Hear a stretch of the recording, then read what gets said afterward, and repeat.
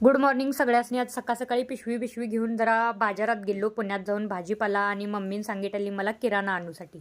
आता भाजीपाल्यातलं मला काय कळलं नाही, म्हणजे त्याच्या किमती माहिती नाहीत मला. पुण्यातलंही महाग मिळतात. भेंडी 70 रुपये किलो होती. मम्मीने तर माझे 70 रुपये येऊन घराकडे बाहेर काढली, बरोबर एवढी महाग भाजी असते काय म्हणून.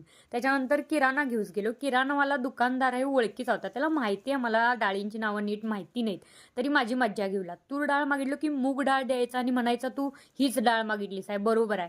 आता ह्याच्या नादाच लागण्यात काय अर्थ नाही म्हटलो. आणि मग माझ्या मस्करी करून मग तिथनं किराणा घेऊन आला. किराणा घेऊन आल्यावर मम्मीला दाखवलं काय काय आहे बरोबर ते. पहिल्यांदा किराणा खरेदीला गेलो.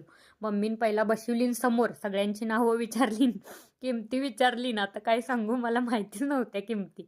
चिठ्ठीत बघून सांगितलं.